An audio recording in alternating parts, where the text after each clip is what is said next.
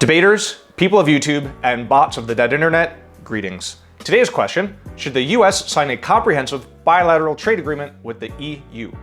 There's 100 different things that this could mean, mostly because there's 100 things that a trade agreement might mean. It's kind of like asking, is it good to eat?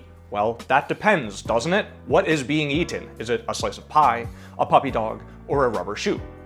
Some might identify these 100 interpretations as a poorly worded topic that asks more of the PF format than its rules can accommodate. Others might see it as an appropriate national topic that allows for a simple reading, but also some very complex readings. As an optimist, I would like to embrace the chaos that the resolution will present, and I hope I encourage you to do the same. After all, what do we have in this short life if we have no hope? Certainly, there's no hope that the wording committee will ever let me make better resolutions for them, but maybe we can hope for some cogent rounds. But for now, let's don our simpleton hats and think about this topic. A bilateral trade agreement would be good, says Affirmative, because it would elevate free trade by eliminating regulations and tariffs, thereby raise the GDP of both the US and the EU, while increasing creating the largest economic bloc in the world, encompassing nearly 40% of the global GDP and trade. This bloc, EU and US, would have unified standards, which to gain access to, other countries would have to meet, thus raising the labor, health, safety, and fair trade standards of the globe. On the other side, Negative says that a BTA would be bad, as GDP fails to account for the American jobs, small companies, and developing economies that would all take a nosedive as trade opens the way for American multinational companies to abuse the European continent while enriching their shareholders, and only their shareholders, in a way that the status quo trade situation currently keeps at bay. Now, you might naively imagine the US and the EU would be on the same side of this debate.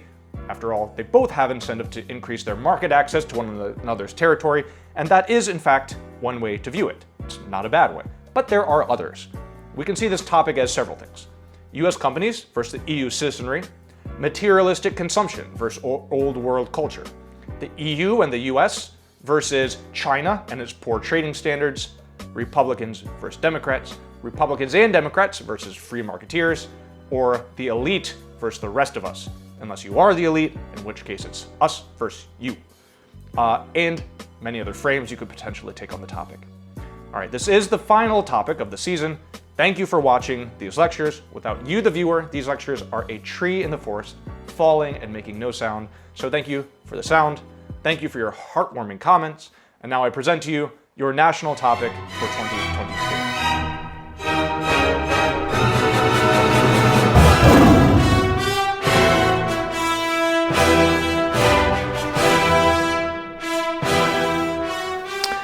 One announcement before we begin. I'm starting to upload these lectures to podcast platforms, thanks to my keen and beautiful coworker Nana for the recommendation several months in a row. If you want it on a particular platform and don't see it now, just let me know, but the magical podcast robots should have no trouble dispersing it. Also, a special shout out to Josh for letting me borrow his house for filming. How beautiful is this? This lecture will be structured in terms of a debate resolution. Here is that resolution. The United States should establish a comprehensive bilateral trade agreement with the European Union. An on-time roadmap. First, we'll talk a bit about the resolution and some notes on evidence. Then we'll cover background, tons and tons of background. I really hope this audio doesn't cut out. Finally, we'll talk about the arguments. First, AF, which argues for a comprehensive bilateral trade agreement. Then NEG, which argues for the status quo, no BTA at all. As usual, all evidence cited in this video is available at debatetrack.com, link below. Their subscribers will also find a sheet of pre-written rebuttals. And as usual, all evidence read in this lecture will be cut the same way as in debate rounds. It will not be read verbatim. If you'd like to skip to arguments for and against, you can find timestamps in the comments. Otherwise, let us dive headfirst into a background. So first, the resolution. How can we make sense of these words? Our actor here is the United States and implicitly the US federal government, who makes treaties with other countries, not local or state governments. When our actor is the US, as happens often, we assume that the US should do what's good for the US, for its companies and its citizens. This frame constricts the topic quite a bit. If you believe this interpretation is correct, then we can ignore what's good or bad for Europe, or good or bad for other countries, except as it indirectly impacts the US. This is different from a pure on balance or cost-benefit analysis, where the sum total of costs are weighted against the sum of the total benefits. Of course, this frame is debatable. Maybe the US should care for this precious world and all of its children. And you will hear arguments throughout this lecture that take both frames, where what happens to the European Union is actually an important part of the US government's decision. Some of that is justified, some of it's not. And you'll also hear arguments that are a bit more, well, protectionist, as we'll talk about in a bit, that the US is number one and the US citizenry is what the government should be paying attention to. How about comprehensive? What does it mean to be comprehensive? Comprehensive trivially, of course, means that this agreement would cover everything. The problem with that is there's no trade agreement that covers everything. Under all free trade agreements, there's still rules and regulations and stipulations and exceptions.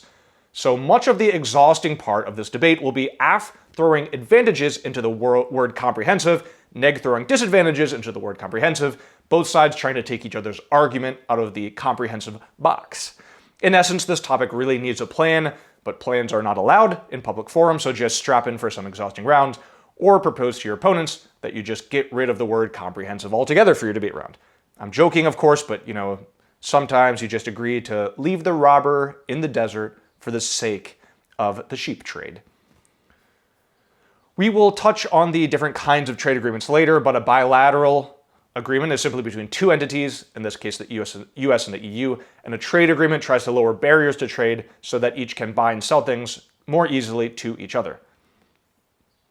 The European Union. This comprises 27 member states in Europe, acts as a supranational governing body, sort of a very weak federal government, if you want to think of it that way, creating rules around economics and other policies that let its member states work as a cohesive group. The United Kingdom left the EU in 2016 during Brexit. This is a fact you should know if you are using evidence from 2016 or earlier, which the brief has plenty of. Speaking of that, old evidence, much of it is old, depending on what you consider old. The closest agreement to a US-EU BTA was TTIP, the Transatlantic Trade and Investment Partnership. Negotiations and studies on it took place between 2014 and 2018, so most TTIP-related evidence is from this time period. Although we have a new president, a new European war, and a new trade situation since then, TTIP is still one of the closest analogs that we have. Still, keep in mind TTIP arguments may be sound, but facts on the ground, actors, and statistics may have changed since then. And a special bonus for subscribers, my wonderful research assistant Aline is putting together impact briefs for Debate Track subscribers, the latest one being on economics. This is quite timely as those almost 200 pages of economics-related evidence can give you powerful impacts as you make contentions on this topic. The last one was about climate change. There are links, of course, but the economics impacts are much closer, smaller link chains. Shoot me an email with any critiques you have of the impact brief or the normal brief. I'd like to improve them, and I'm working with her to make them even more useful for debate versus general academic knowledge. So shoot me an email, give me a comment. I'm always open to critiques. Next, continuing the background, trade, of course, is buying and selling things. Let's start by discussing some terms and concepts behind international trade. Trade itself is often measured as how much goods flow over a border. Why? Because it's easy to measure and count, not because it's an accurate measure, although in 1850 it probably was a good measurement when all we had was gizmos and widgets and cloth to move across borders. That was trade. Daniel S. Hamilton is a non-resident senior fellow at the Brookings Institution's Center on the U.S. and Europe. He says that the cross-border flows of goods as a measure for trade has long been outdated. Quote, "That measure has been out of date for at least a half century and now is completely misleading in a world of extended supply chains, rapid technological change, and revived strategic competition. Services account for a smaller share of global trade than goods, but they have been growing faster. More American jobs depend on services than on goods, and services are a U.S. competitive strength. International commerce is more than just trade. It also includes investment, a deeper form of commercial connectivity. America's investment ties with many countries are now far more valuable than its trade links. Cross-border data flows not only contribute more to global growth than trade in goods, they underpin and enable virtually every other kind of cross-border flow." End quote. Trade deficits are an important concept in evaluating who's getting the better side of a trade deal. In general, trade deficits are seen as bad for a country. Trade surpluses are seen as good. In essence, you want your country to be selling more than it's buying, although the details of this do matter. That's not a stringent rule, a general rule. Imagine I grow potted houseplants, and you make cookies. We each buy $100 worth of each other's product each month. Then I start buying less of your cookies, but you're still buying $100 of green pothos each month. Suddenly, I'm pocketing $50 a month extra, leaving me richer, and you're making $50 less per month, making you poorer and with far too many cookies. You would be in a trade deficit, and understandably, you would want things to balance out. Buy more of my cookies, you would say. Countries have a number of tools at their disposal to reduce trade deficits and to protect domestic industries. First, tariffs. The main tool of trade control overall is tariffs or taxes on imported goods.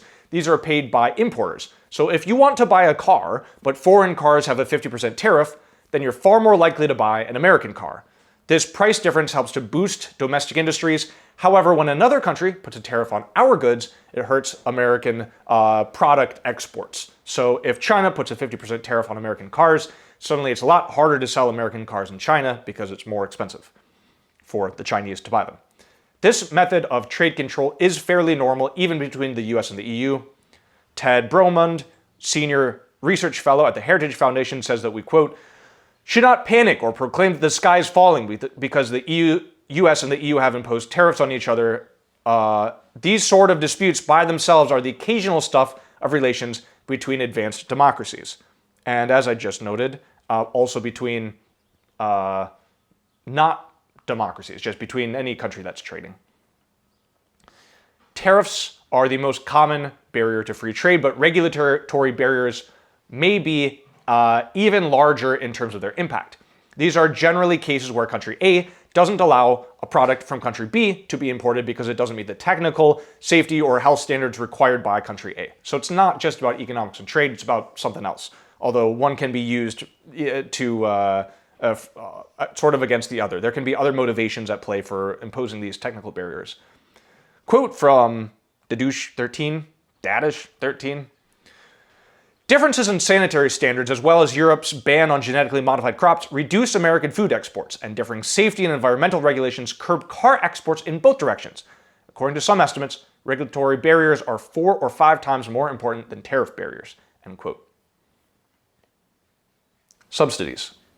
If tariffs can be seen as a punishment for foreign goods, subsidies are a reward for domestically produced goods. So instead of taxing cars imported into the US government may instead give tax breaks, grants, or other assistance to domestic car manufacturers, Ford, Chevy, allowing them to sell cars cheaper, spend more on marketing, or outcompete the foreign companies in other ways. Quotas are another tool countries can use to regulate trade. A quota says, yes, you can import sunglasses into my country, but only a maximum of $10 million of sunglasses each year. Like tariffs, this helps to limit foreign supply and support domestic sunglass production. Subsidies, quotas, and tariffs are anti-free market and anti-competitive, tools for governments to help their own companies to the detriment of foreign companies. Free trade, then, is trade without the presence, or with minimal presence, of tariffs, subsidies, regulations, and quotas, and other barriers to trade. Although trade is, again, never 100% free, the closer international trade is to domestic trade, the closer to free trade it is. In other words, free trade with Europe would mean that it is as easy to buy a shipping container of socks from Sweden as a shipping container of socks from Nevada. Except, of course, there's an ocean in the way, but, the ocean aside. Free trade is a core feature of Big L liberalism, which advocates for individual rights, democracy, and free markets. It's also a feature of globalization, or the flattening and increasing interconnectedness of the globe. Free trade is usually seen as a good thing by economists due to its tendency to increase trade and therefore increase GDPs. Economic protectionism is the opposite of free trade. Instead of allowing the free market to dictate trade, protectionist policies use tariff subsidies, regulations to bolster domestic industries and companies in order to increase that company's competitive advantage, increase self-reliance, and protect domestic jobs. For example, the US has protectionist policies around high-skilled labor. While my full-time job is as a computer programmer, if the US issued more than a few H-1B visas each year, and I had to compete on the open market with highly skilled programmers from poorer countries, which if you're an American, almost every country is a poor country, there is no way I would be able to keep my job. If free trade is associated with globalization, protectionism is associated with deglobalization, or the process of a country turning inward economically and socially, resulting in siloing of countries individually or as blocs. All right. Trade is usually governed, now onto some rules and agreements internationally. Trade is usually governed by the World Trade Organization, of which most countries on Earth are members, including the US and the EU, representing 98% of global trade and the GDP. By the way, of course the EU is not a country. I may refer to it sometimes as one on accident because it's just kind of weird to talk about. Call them two countries, two parties, two actors, two areas, whatever they are. The WTO helps to establish the rules of international trade, to negotiate trade agreements between members, and where there are disagreements, to handle trade disputes between members. In general, the WTO has contributed to more free trade and many trade agreements. Therefore, if you don't like free trade and prefer these protectionist policies, which are legitimately better in some cases, sometimes it's better to be protectionist, e.g. Vietnam, you clearly won't like the WTO. Although the WTO can be an excellent forum for international cooperation in economics, the organization itself has little power, and most countries, including the US and the EU and China, routinely violate WTO principles. For example, the WTO stipulates that members should all treat each other the same in terms of trade policies. You can't pick favorites, which they clearly do pick favorites. Our topic at hand, therefore, a US-EU trade agreement would be a violation of WTO principles. Trade agreements, if tariffs, regulations, and subsidies are all barriers to free trade between countries, trade agreements are about lowering or removing these barriers. In other words, moving towards free trade. Trade agreements can be bilateral between two countries or groups, that's our topic today, or multilateral between 3 or more countries. Preferential trade agreements aim to reduce some barriers to trade, typically in specific industries or sectors like pharmaceuticals or technology, or else favor specific countries, like products originating from developing countries in order to give them a boost. PTAs are also known as preferential trade areas because they often comprise a particular group of countries that impose lower tariffs on each other and therefore encourage trade between that group of countries. The Eurozone, Mercosur, and ASEAN are all examples of PTAs. Free trade agreements, as the name suggests, allow for free trade between countries, although again, these never reduce barriers by 100%. The term freer trade agreement has been suggested as more accurate. There's a quote later. Unlike PTAs, FTAs are more comprehensive, covering all or most trade. Unlike PTAs, FTAs. I think I said that right. So what we're talking about, in other words, for this topic is a free trade agreement rather than a preferential trade agreement, although this is not stated explicitly in the resolution. A shallow FTA aims to reduce border regulations like tariffs and quotas on goods. Deep FTAs go even further, reducing barriers to service, trade, and investment, while also addressing intellectual property rights, regulatory harmonization, and other policies. A couple other trade-related terms you should know. Most favored nation status is a country that another country treats as good as any other country in terms of trade relations, i.e. it doesn't put any trade limitations on the most favored nation that it doesn't also put on another country. Again, in theory, all WTO members should be each other's MFNs. That's not actually how it works, though. And a generalized system of preferences. This is a system that preferentially dictates which tariffs are put on which products and on which countries. In other words, fine, there are tariffs, but there may be higher tariffs on countries that you don't like because they're communist or support terrorism, or there may be lower tariffs on countries you do want to support, like developing countries or your allies. There's about 1,000 other terms you could know for this topic, so just go out and get a quick master's in economics, or if you don't have time for that, you have access to Google, so use that as needed. Okay, next, let's look at the state of affairs in the US in terms of trade policy, followed by the same thing in the EU, and then an overview of current US-EU trade relations. As I said, a lot of background. The US is the largest economy in the world.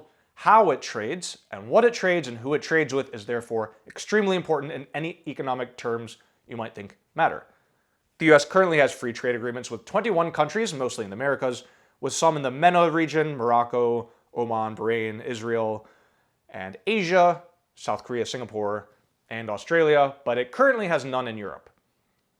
Many other trade agreements have been proposed, including the Trans-Pacific Partnership between 12 Pacific Rim countries and Free Trade Area of the Americas with all of the countries in the Americas, including the Caribbean, except for Cuba, proposed and never enacted.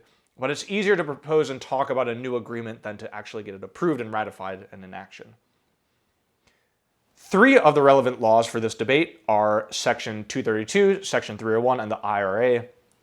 Section 232 of the Trade Expansion Act of 1962 says that the president can restrict imports as needed in order to protect national security. President Trump invoked Section 232 in 2018 for only the 3rd time in history to impose tariffs on aluminum and steel. Although neither metal is a national security risk, its invocation shows that the president has the power to adjust imports at any time. Section 301 of the Trade Act of 1974, so this is a totally different law than Section 232, although the numbers are close. Totally different law. Section 301 authorizes the president to levy tariffs or other economic actions to retaliate for another country's unfair trade practices or other impositions on U.S. commerce. In other words, this gives the president just the authority to protect U.S. commerce however he sees fit. This is the law that Trump used to impose tariffs on China, thus sparking the still ongoing U.S.-China trade war. Finally, the IRA, Inflation Reduction Act, perhaps Biden's main policy achievement thus far, is a massive green energy push that pours money into domestic industries, creating high-quality jobs in the green energy space while hopefully doing what the name suggests, which is reducing inflation. The same bill addressed prescription drug prices, hired tens of thousands of new IRS agents, presumably needed to collect the taxes to pay for the act's spending. This is highly relevant to this topic because it is anti-competitive. IRA money is meant for American businesses and American workers, and in this way it discriminates against foreign companies and is therefore a highly protectionist policy. We want more solar panels. We don't want more solar panels from China or the EU. We want American-made solar panels under IRA spending. U.S. politics are important to understand a number of factors in this debate, including solvency and trade-offs. We'd mentioned a couple of things before. Republicans and Democrats are both split on trade, so we can't easily partition the topic out as Republicans versus Democrats. Both parties are split on the ideas of free trade versus trade restrictions. That's Tausenfreund ND. Donald Trump was famously protectionist, anti-free trade, and anti-WTO. During his first term, however, the EU remained an overall supporter of free trade and the liberal order, thus creating tensions in the US-EU relationship. Quote, US-EU trade and economic relations face heightened tensions now due to shifts in certain US trade policy approaches under the Trump administration, end quote. That's October 1919. Again, Trump was president at the time. Again, highly relevant because Trump seems to be lining up for term number 2. And so if that's going to take place in 9 months or whatever it is, then that will influence potentially some of the advantages and disadvantages of this trade agreement. Biden is less protectionist than Trump and has undone some of his policies. Here's Krishna 21, quote, "The Biden administration has sought to undo many of the harmful tariffs imposed by Trump. For instance, a deal was reached in October 2021 to roll back much of the recent tariffs on European aluminum and steel," end quote. Yet, overall priorities for a US-EU BTA remain the same under Biden and Trump, including allowing EU regulations to undergo international consultation, removing tariffs for US imports, and allowing the free flow of information into the US to support US financial service companies. That's Perry 21. The issue there is that the US government is legally allowed to spy on its citizens, to collect data from its citizens, just spy on all communications.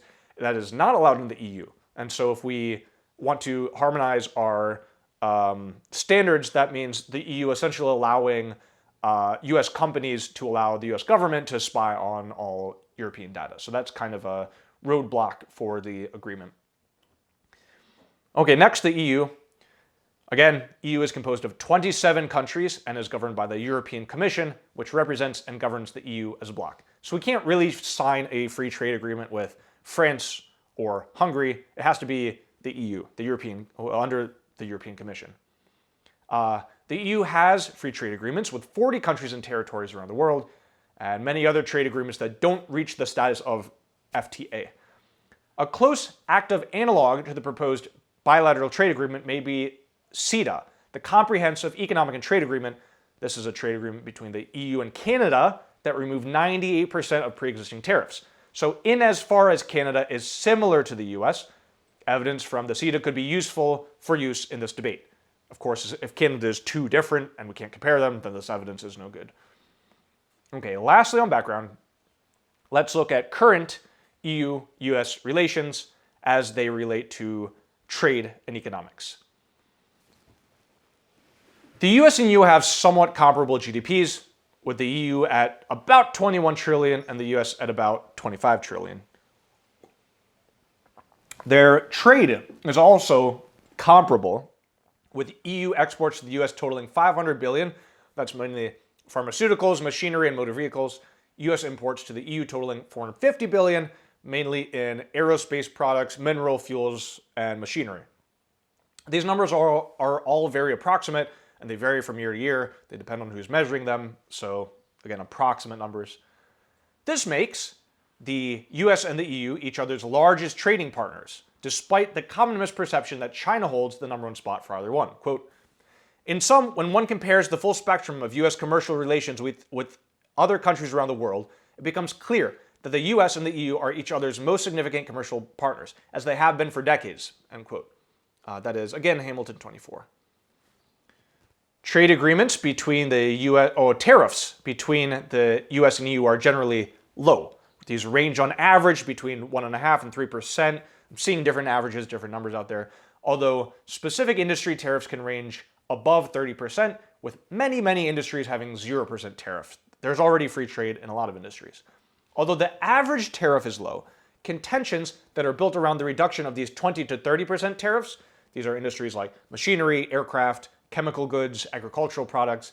This could provide some simple and solid arguments for both sides, because if you take off a 30% tariff on some industry, there will certainly be way more trade in that. Is that a good thing? Half argument. Is that a bad thing? Neg argument.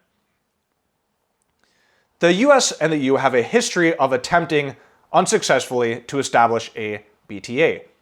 Erickson, Lilkov, and Riedenstein 24 detailed a series of failures, from the new transatlantic agenda under Bill Clinton to the Transatlantic Economic Council under Bush Jr. to TTIP, the economic NATO under Secretary of State Hillary Clinton.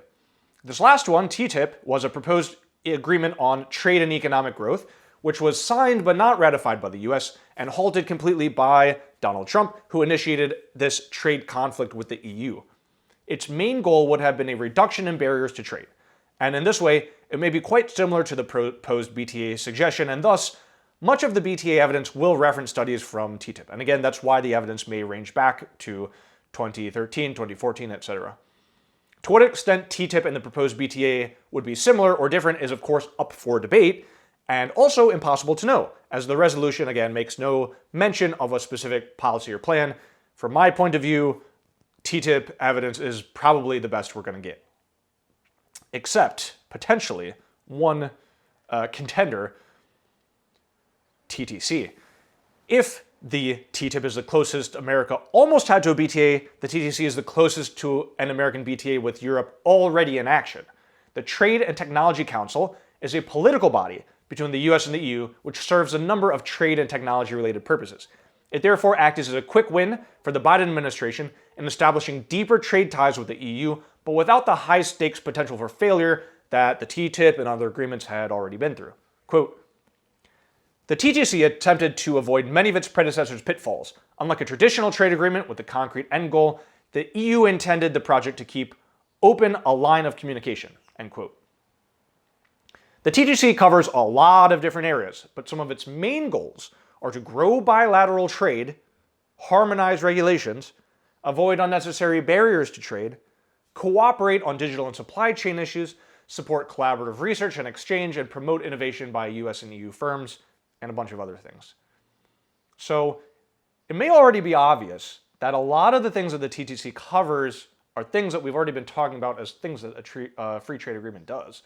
Understanding the covered areas of the TTC will therefore be important for Neg, who can claim TTC fulfills many of AF's advantages in the status quo. In other words, if a BTA would help with US technological innovation, that's great. But because of the TTC, the argument has no uniqueness. We don't need another agreement to develop tech innovation. It is already being done.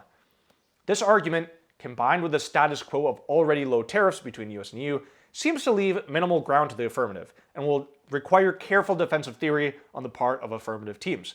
For example, maybe the only reasonable BTA to discuss is the TTC itself.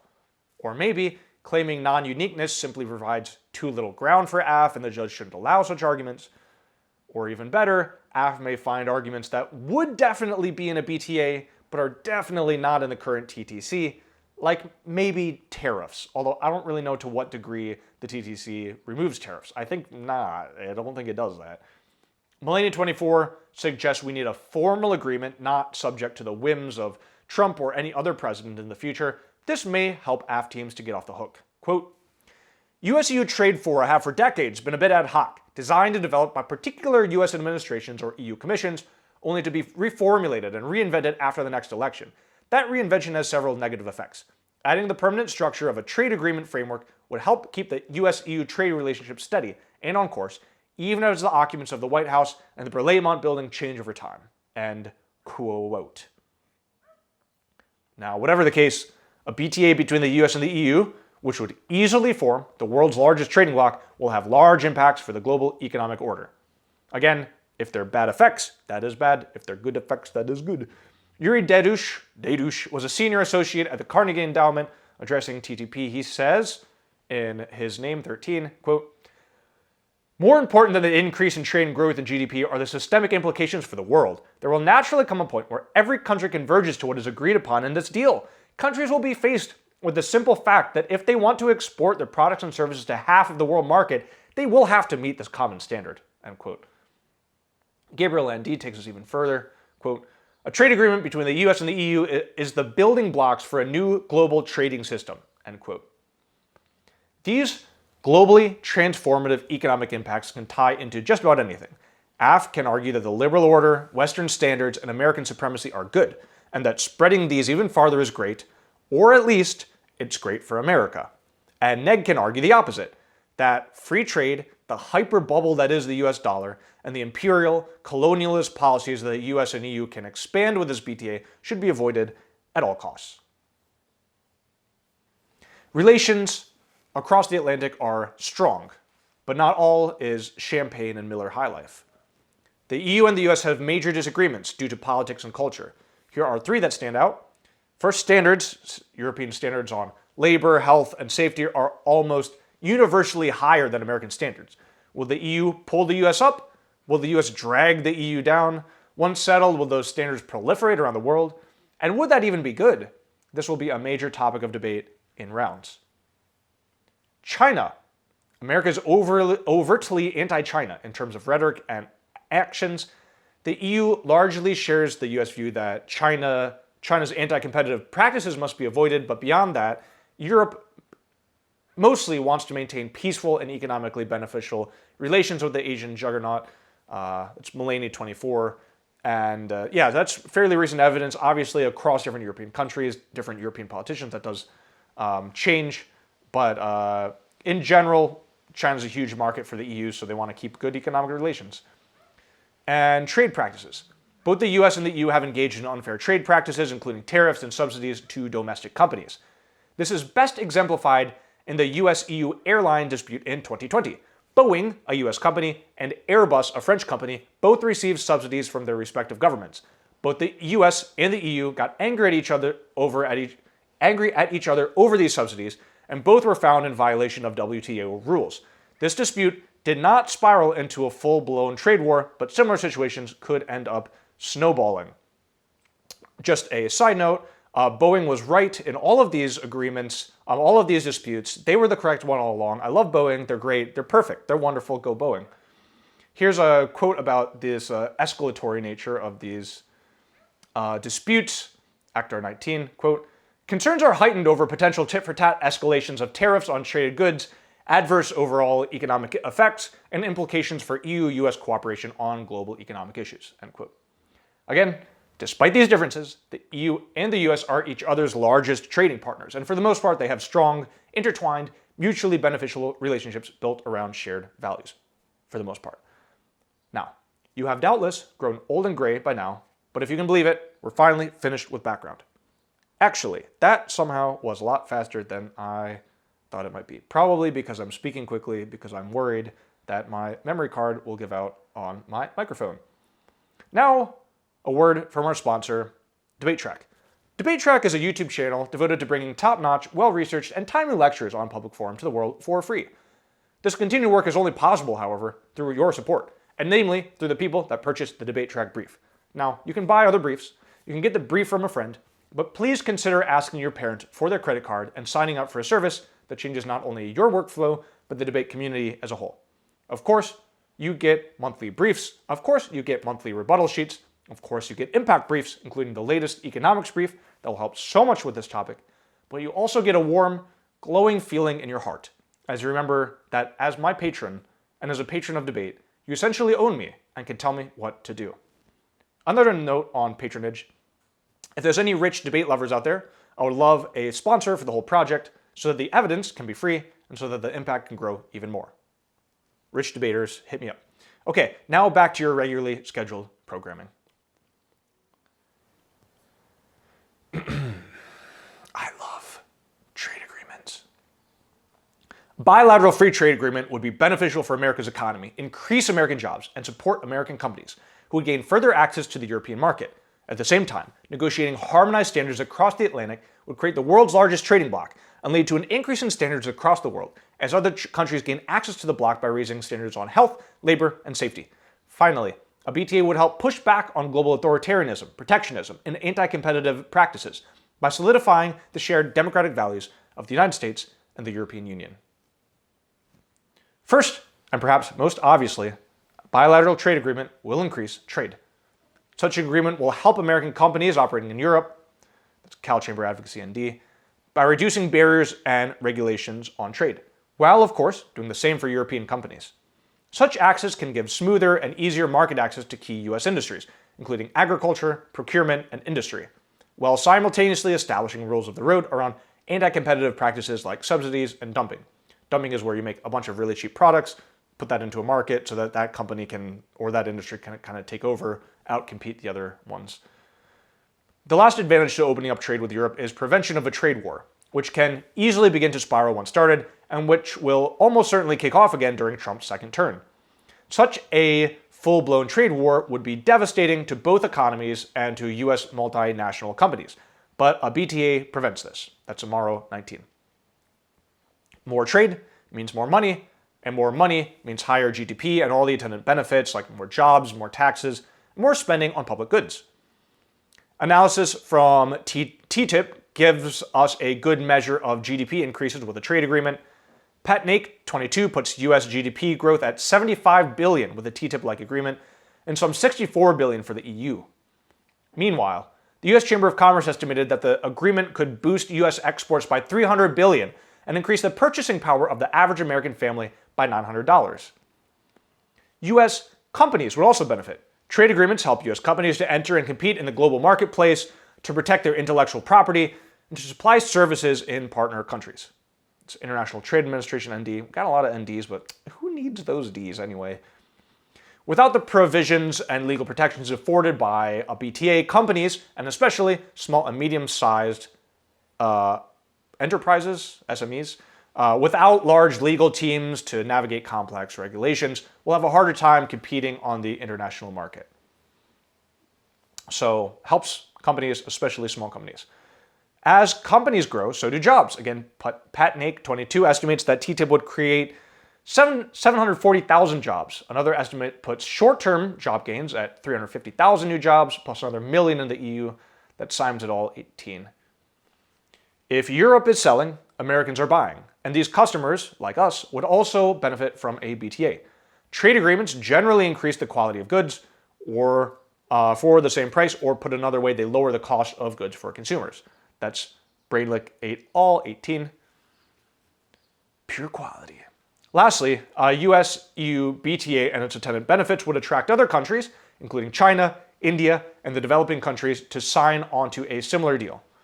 Doug Bandow is a senior fellow at the Cato Institute. He says, quote, "A transatlantic FTA would promote trade freedom around the world. An agreement could promote a forward-looking agenda for multilateral trade liberalization. Binding the US and the EU together in a genuinely free trade regime might spur negotiation of a TPP, with or without China, as well as agreements with other rising economic powers such as India. Countries around the world are desperate to get their economies moving again. The best stimulus program would be to free the international marketplace. Turning America and Europe into a massive free trade zone would be a good start." End quote. We've mentioned standards several times. One of the key points to be negotiated in a BTA, signing a BTA and enticing other countries to sign as well will raise standards around the world. A BTA could standardize safety tests so that safe products can be sold in both the US and the EU without two different testing regimes, and it could also do so without removing or lowering health, environmental, or labor standards. Although both the US and EU have high labor standards already, the BTA, which would attract other countries to sign similar agreements to get market access to these large markets, would help to raise labor standards around the world. We know this from history. Free trade agreements signed by both the US and the EU have tended to raise labor standards in other countries. Araujo 18. One obvious retort from Neg is that because European standards are generally higher than American standards, meeting in the middle will mean lowering standards for Europe or creating unnecessarily high barriers in the US. But that's not the right way to look at it. Instead, each side has an opportunity to smooth out the regulatory landscape during trade negotiations and where it's necessary to keep some standards in place. Again, a free trade agreement is never 100% free. There's always exceptions. Quote, "Trade rules are more politics than economics. Thus, free trade agreements really should be called freer trade agreements. Even while generally reducing the burden on commerce, FTAs typically transform rather than eliminate regulation." End quote. All right, last.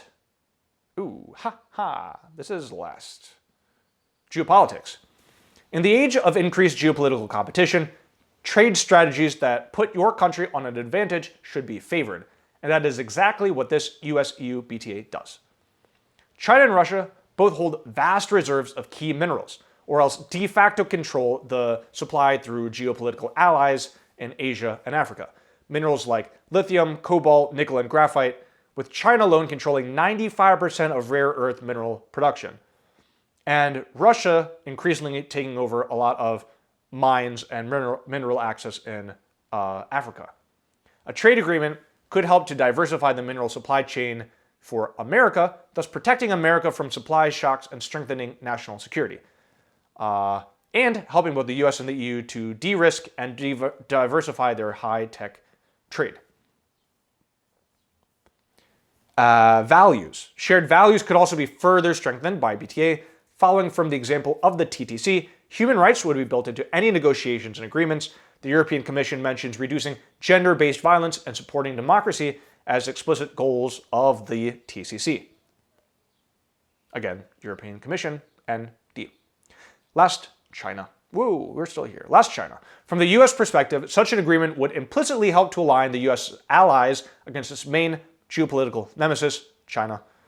Jamie Shia is Senior Fellow for Peace, Security, and Defense at Friends of Europe, and a former Deputy Assistant Secretary General at NATO. He says, quote, "Both the US and the EU need to align procedures and insist on a values-based approach to formulate a democratic, liberal alternative to the Chinese non-market model. Both US and EU officials stress the need to come up with ways to counter what they see as the main features of the Chinese model: theft of intellectual property, contributions to global warming through the export of coal-fired power plants, non-transparent financing deals in foreign countries, state subsidies to Chinese companies in tech, energy, and construction centers, and forced technology transfers.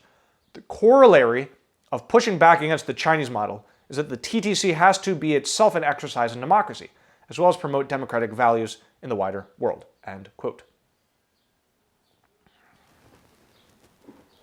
Minerals. There's tons of great mineral back files for every topic. So yeah, ask around if you want to make a minerals case. I think those will be fairly strong. I don't actually understand exactly how the argument would be made, though, because China and Russia do have such overwhelming control of minerals. There is a large French, although a diminishing French influence in Africa, which could be one of the links. But how a EU-US BTA leads to greater mineral access for the US is unclear to me.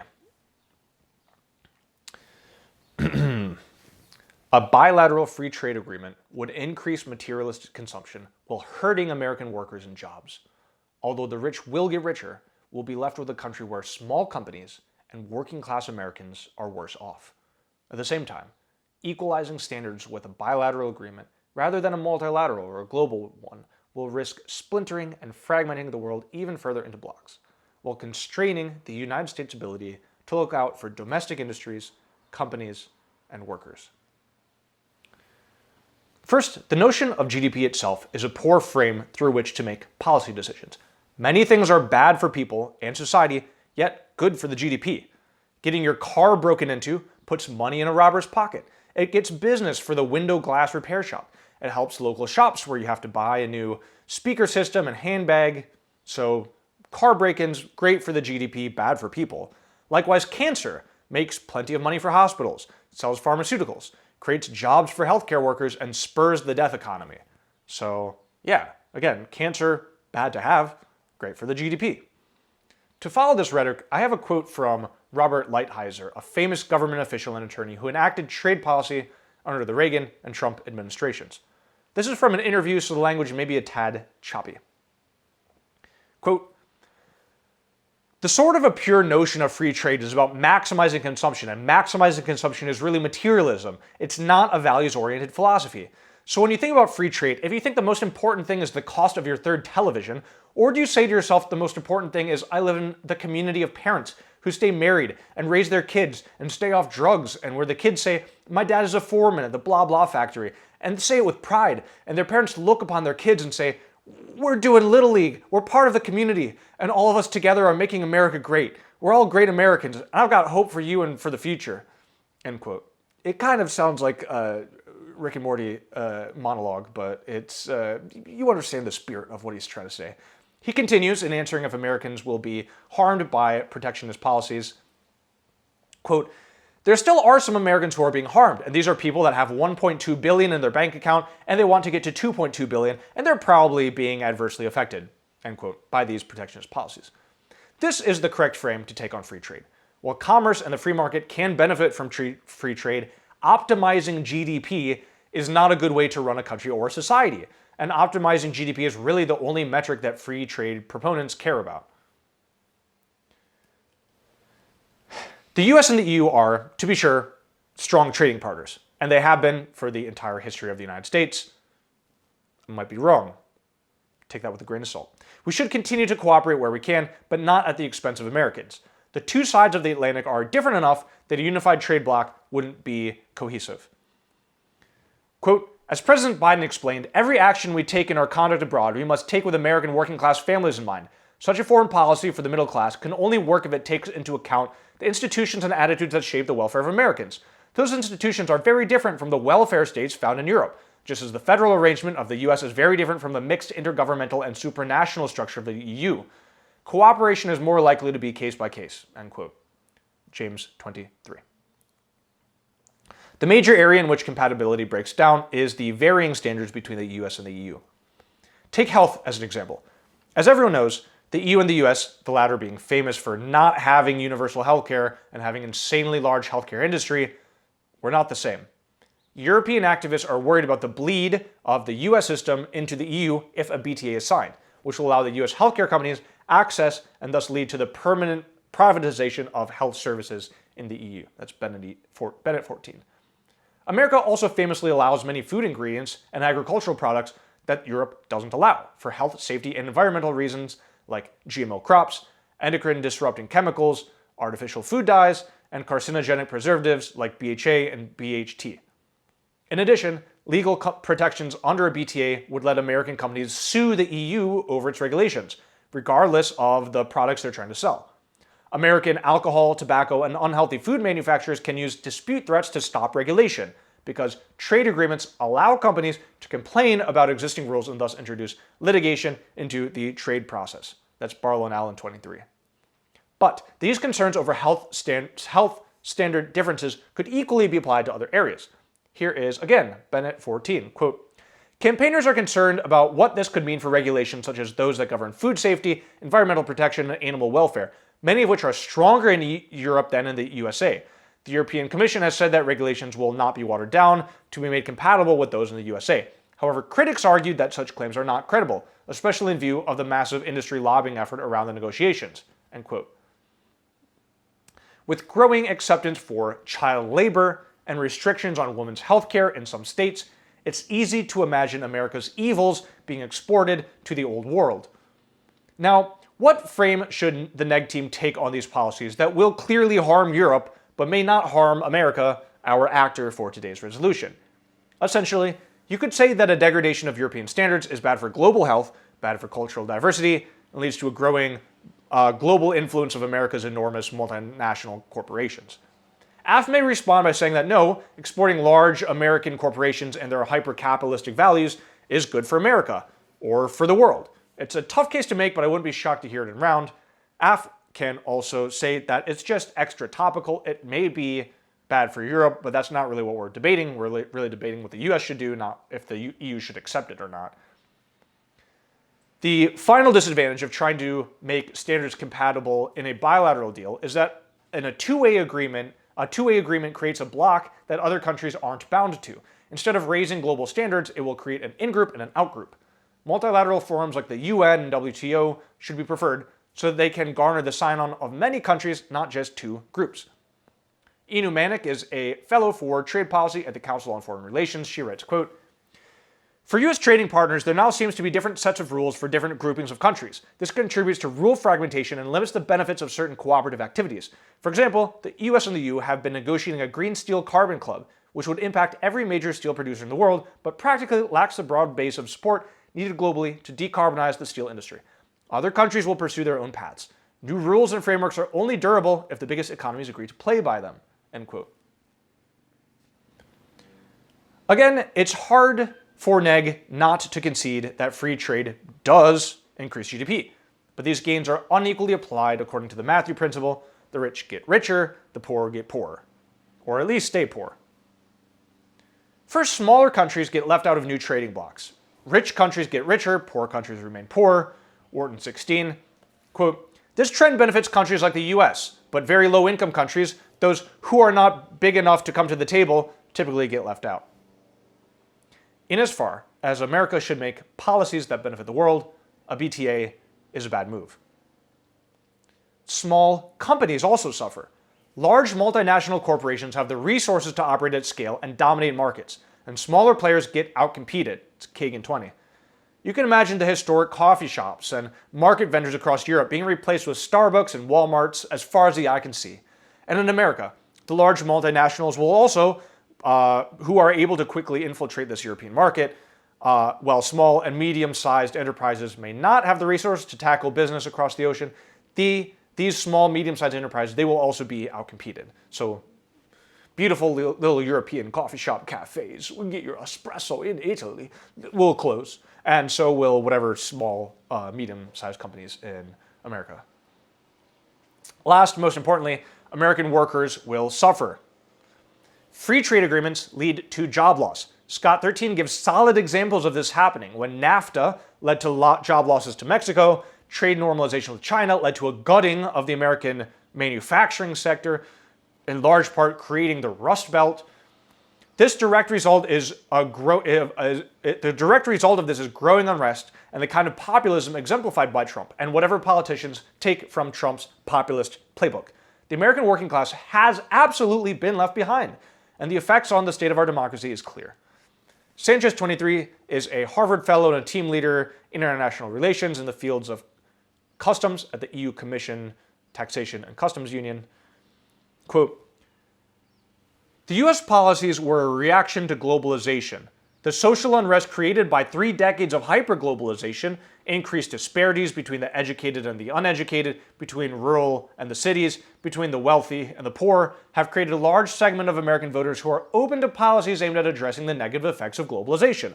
decades of industry offshoring, decreases of labor share in national GDP, and growing inequality have fueled a social discontent and have jeopardized democracy in the US, end quote. Jeopardized democracy in the US. Jean Martin and Sapir elaborate, quote, the destruction of jobs in the manufacturing sector and the increase in inequality are partly due to the increase in trade. Trade benefits are unevenly distributed and create losers.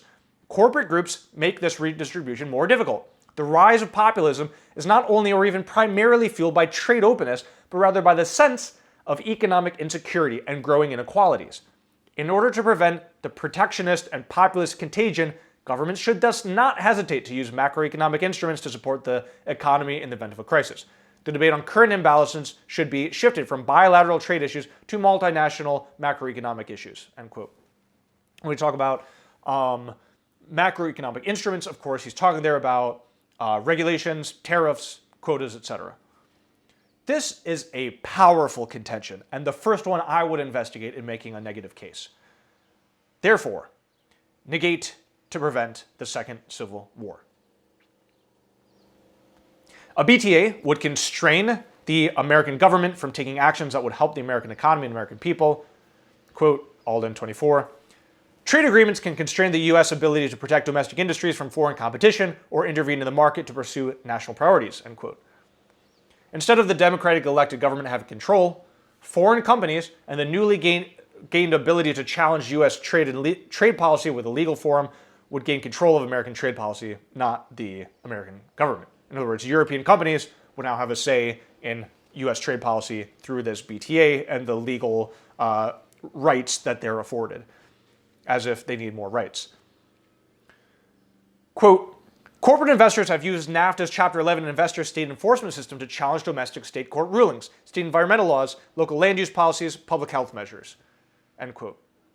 Okay, so to maintain autonomy and control of the country, we cannot open ourselves up to the dangers inherent in AF's world. And those last 2 points, politics and the sort of Civil War contention, I think those go together very nicely. Okay, that is it for bilateral trade.